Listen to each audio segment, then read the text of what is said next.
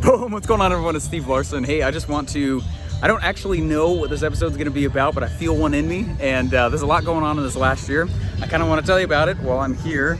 I think we're in Haiti. I'm not quite sure where we are right now. I've spent the last 4 years learning from the most brilliant marketers today. And now I've left my 9-to-5 to take the plunge and build my $1 million business. The real question is, how will I do it without VC funding or debt, completely from scratch? This podcast is here to give you the answer. Join me and follow along as I learn, apply, and share marketing strategies to grow my online business, using only today's best internet sales funnels. My name is Steve Larsen, and welcome to Sales Funnel Radio.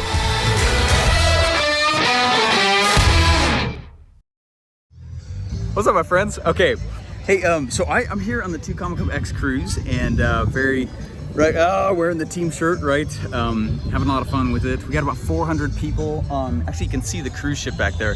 It's the largest ship I've ever been on or seen in my entire life. It's actually so big I can't feel the waves. I wish that I could. I like it when Mother Nature kind of lulls me to sleep on cruise ships. You can't feel it. It's so big. So anyway, hey, I just wanted to tell you real quick what it is that I spoke about yesterday at my speech for this cruise and for the people here. But at the same time, I actually wanted to tell you a little bit about what's going on. I was on the same cruise a year ago, right? And business is different. I'm different. And I wanted to tell you a little bit about that also. But anyway, a lot of you guys know, so I'm just gonna tell you real quick. I know I tell you guys a lot of door-to-door stories, okay? But this is a powerful story for me. I went and I was the door-to-door sales guy. I was selling lots of product and I was selling pest control. I was in Salt Lake, and I was going out. In fact, I think I've told you guys this before, so I'll be brief. But basically, I had learned how to sell neighborhoods that were not. I'm just gonna say it. Hopefully, it doesn't offend anybody. But there were poorer neighborhoods. There were lower income neighborhoods. And because there were poorer and lower income neighborhoods, when the time came for people to re-up on their contract for the pest control I'd sold them, pretty much everybody had canceled. And 5 months of work happened. And I remember I was so excited to go pick up my check from the mailbox. And I walked out to the mailbox. I spent 5 months doing door-to-door sales, which if you've ever done that, you know it's completely grueling and you know, awesome place to learn and grow though. Anyway, so I go and I do this door-to-door sales work, and at the end of the summer, I go to the mailbox. This is supposed to be the check that funds the next however many, you know, months of our life. And I go and I grab the check and I open it up, and my jaw like hit the floor. You know, like when you're on a roller coaster and it shoots down really fast, that feeling in your stomach? I was like, oh my gosh. Oh, holy crap. I can't, this has to be wrong. On the check from 5 months of work was $1,200. And I called my buddy, my guy, and I was like, dude, what's wrong with this check? Something wrong with this check. What's wrong with this? Like, something's wrong. You've clearly made a mistake. And he goes, dude, that's it. And so I was like, oh my gosh, this is it. And I call him back again. I was like, no, this has to be wrong. There's got to be a mistake in what you're showing me right here. And the reality is he goes, dude, you spent the entire summer learning to sell people who have no money. What do you think happens when it's time for their second service of their pest control contract that you sold them? They canceled, right? And can you blame them? Sorry, it's kind of windy here. Hopefully you guys aren't hearing that too much. I'm blocking it here as best I can. Okay, right? Can you blame them? And I was like, now, meanwhile, all these other guys who did not sell as many contracts, right? They sold less. They had higher value contracts, and the person that they sold, the neighborhoods that they learned to go sell into, were more well-off neighborhoods. Okay. Now, hopefully, it doesn't offend anybody, but that's a reality. Okay. And I want to say something here to you very clearly while I'm on this beach and talking there with I've been talking. You see most of the 2 Comic Club group back over there actually. Let me see if I can zoom in if it lets me do it. Oh, it doesn't let me do it here. Anyway, there's about 400 of us out here. Anyway, here's the main takeaway, and I want to talk about one other thing as well. The main takeaway here is that good products die in poor markets. Okay, so if you've been trying to sell stuff, and as I think about this last year and the things that have happened, right, and I've been thinking about that, there's 2 major things that have happened. right? And you might be stuck in the first of these two traps. Number one, you might be the equivalent of going into the wrong neighborhood to sell your product, right? And that might be one of the reasons why you're not selling. Okay, I stand up and I go to my market. A market is not a person, a market is a location. Okay, and so I was going to a bad location, and not many dream customers were inside of that location. While all my other buddies had learned to go sell in these other richer, more well-off, more dream customer-filled locations or neighborhoods. Is that making sense? This is a big deal to understand, my friends, and this has literally changed my business. This one principle right here. So what I want to tell you guys. So hopefully, anyways, that's the number one of number two things. So number one, please understand that some of you guys are just selling the wrong person, but it's easy to mistake that and say, oh, you know what? I actually, my product is wrong. Something's wrong with my funnel. The ads don't work. There's no way that this is actually right. And the reality is, you might actually have a great product. You might have a great offer. You might have great ads. The only thing that is not doing well is you're going after the wrong who. In fact, it's such the wrong who, they have no money, right? So check yourself. Sit back and say, like, oh my gosh, am I selling people who actually have cash? Am I fishing into a pot who truly is a dream customer? Or am I just fishing into a pot that makes me feel comfortable because I have a money objection? Which is what I was doing. Does this make sense? Anyway, okay, second part of this. So first part, are you selling into a rich market? Good products die in poor markets. That phrase came to me, I think I was on another trip somewhere. Anyway, okay, so here's the second thing. Here's the second thing I want you to understand with this whole piece is that there's a second aspect to what's really happened to me personally this last year and why things have gone so no one get weird, all right? 2018, I did 800 grand, all right? This year, 2019 was almost 4 million. We almost hit 4 million. It's very close. But I feel like it was with less ferocious, obsessive, I'm gonna kill myself because I'm not taking care of myself style work. It wasn't like that at all. So about a year ago, I was on this cruise, and this really awkward thing started happening. We'd be hanging out, and I think we were on Norwegian, but it was a Tucumán Quebec's cruise, and I was one of the coaches, and they asked me to teach for 3 hours to people during one of the days at sea. And after that was over, I had a very challenging time being around people.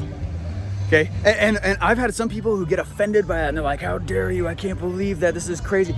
You're like, I have a question for you, and internally, I started freaking out, like almost panic attack style freaking out. Okay, and as I'm I wasn't self-aware of it.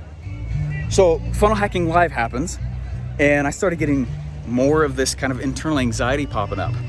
Well, what a lot of you guys don't know about is that for the last 8 months, I've been going to a lot of therapy. And you do know that. I've been very open about that on this show. Mondays at 10 a.m., baby, that's usually when I go, right? And I go do therapy stuff. And everyone should go do therapy, man. Oh my gosh. This cruise, for me personally and on an internal level, I am so much more calm. If I feel trigger happening, if I feel anything going down, I know how to stop it. I have tools to sit back and grab some mental stability, right? And there's a foundation, and it's so nice. My gosh, I didn't know that I had anxiety. I thought it was just like, oh, you're an introvert. That was not the reason. I might be a little bit. That was not the reason, though. The reason is that there was a bunch of mental junk in my head I had not ever dealt with. And so I'm telling you this because I haven't actually done my goal video for this next year coming up. I will do that here soon. But I just thought it was appropriate for right now. You know, these guys are hanging out on a little floating gazebo out there. I just thought it'd be appropriate right now, though, to have you sit back and ask two extremely key questions, because marketing does not work without insane, ridiculous clarity on who you want to serve. Second of all, and this is what I'm describing to you right now, you might just be a bad driver, right? You might have some stuff in your head. You might need to do some leveling up inside your brain. And I always thought that was some fluffy crap the first time I heard people say that. I was like, stop telling me to go. But anyway, I was like, this is fluffy. This is Anyway, and it was so frustrating to me. I was like, just give me the formula, Steven, right? People have said that to me, and I used to say it to other people as well. Stop telling me to go, it's all in my head, it's all mental game, it's all this stuff. Just give me the formula, man. What is it? Tell me it. I'm gonna go get it done. It's gonna be awesome. And you may have felt that as well in the past, because I was saying that too. I was like, stop telling me it's all in my head. Okay, well, about a year ago, okay, stuff started hitting the fan personally just a little bit, and I started realizing that I needed to go deal with a lot of stuff. So I do therapy. I learned how to meditate, which has been oh my gosh, I used to make fun of meditation. I'll say that as well. I meditate. I do a lot more self-care. I have somebody who goes and makes my food now. I have a personal trainer who's coming and helping me. I know how to lift, but he's helping me do it, you know what I mean? Keeping my feet to the fire, because y'all know me, I work super hard, right? So it'd be those two things that I would just submit to you guys here now on this episode as I think back to this. Two major drivers of everything that has happened in this past little bit. Two major drivers. There's two major pieces. There's many, okay? But those are the two that come to the mind right now. Number one, good products die in poor markets. You may have a great funnel. You may have a great ads. You might have great fulfillment. And you might be miscalculating. Oh my gosh, I don't.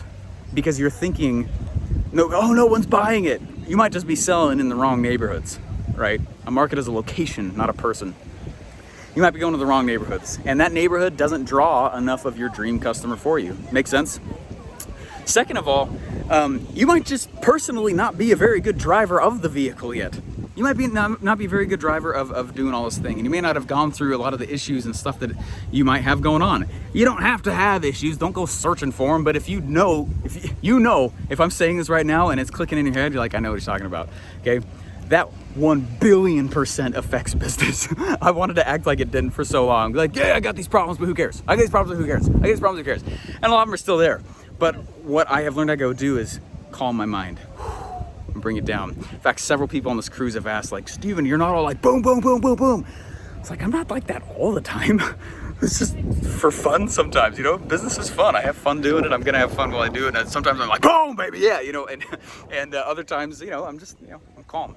In fact, when I landed in Miami right before the cruise, I went and meditated at night on the beach. Oh my gosh, that was so cool. That was so fun that I did it again off of my cruise, or off of my balcony from my suite, and super fun. Anyways, guys, hopefully you're doing well. Hopefully you guys enjoyed this episode, and just a little heart-to-heart moment here. Number one, your funnel might be good enough. And honestly, most of the time when I look at you guys' offers, there's changes that need to be made, but that's usually not the issue. You usually have a who mismatch. You have no idea what market you sell into. You have no idea your official positioning with that market. You have no idea what your actual sales message really is and what your hooks are. It's usually those things. The offer is usually the smallest part. So I lead with being the offer guy. Usually that's like the smallest session in my events, because it's all this other stuff. Offers are easy, man. Okay, it's all these other things that are a bit more difficult that I really go into. So, and then finally, with all this, understand that you, right? I don't care how nice that ship is, I don't qualify to drive it. Make sense? And the funnels that we help you guys build, they're like that ship, okay? Sometimes you need some educating, man, and you might have some anxieties when a big wave pops up. You can't let that steer the course of the ship. You steer the ship, not the wave. Make sense? All right, guys, hopefully you guys enjoyed this. Thanks so much. If you guys want me to and my team to create your offer and build the funnel that sells it, go to myofferlab.com. Thank you so much, and thanks for being a part of the show. We'll see you guys later. Bye. All right, I've been asked, Steve, you were the lead funnel builder at ClickFunnels. Why aren't you offering a funnel building service for people and businesses? Okay, that's a fair question. Check this out. Back in early 2016, when I joined ClickFunnels as an employee, there were only about 12,000 users of ClickFunnels compared to the 100,000 now. And there was only like 40 employees compared to the 400 that there are now, okay? What does that mean? It meant Russell and I were literally the only funnel builders, period. All the sales copy, the design, the video, building the pages, email sequences, integrating softwares together with ClickFunnels. I mean, it was literally just he and I. About a year into my employment at ClickFunnels, though, other funnel building team members started getting hired. We finally had a copywriter, a designer, etc. It changed my whole world as we now had a funnel team. So before I offered funnel building services, I wanted to make sure I could not only find my team, but that it was also airtight. What I did not tell you and what I've not been public about was that my team's already been building funnels for other people for over a year now. testing, tweaking, building, making our process better. And so finally, I will tell you that we are ready. We've been building other sales funnels for a while. I just have not announced it until now. If you want me and my team to build your company a professional sales funnel, come get more info at myofferlab.com. Make sure you use the myofferlab.com. You can talk to us, learn about the process, and see what we ask of you in the process as well. It comes with a live 3-day event just with me so I can teach you how to use the funnel after it's done and get traffic, as well as a year of coaching from myself and my staff. If you want us to be the nerds while you continue to run your business, if you're still looking for the core offer and funnel that supports your business revenue needs, if you'd like to hand the critical funnel building task over to professionals who do this full time, come learn how to design and launch your lucrative offer while my team of techies takes care of the funnel building and logistics for you. Get more information and apply at myofferlab.com. When you think about it, all businesses need to be able to do 3 things: get leads, sell a percentage of those leads, and fulfill on what they sold. And your professional business needs a professional core offer and funnel to deliver it. We've already been doing this for a year with students who are online or offline, physical or digital, software or supplement, experience with revenue, or just starting out, etc. You get the point. Not only will we build the funnel, but I'm actually going to hook you up with the very people that I use to send various types of traffic to my own funnels. I want you to be taken care of post-funnel build. If you're tight on money, it's totally fine. We have various payment and funding plans which are also available. Come learn more and apply at myofferlab.com. Just be aware that we're actually building you a professional sales funnel. My team and I actually have very limited capacity in what we can handle monthly. So skip the line of people shouting the most popular question I'm asked, which is, Steve, will you build my funnel? The answer finally is yes. Just go start at myofferlab.com now.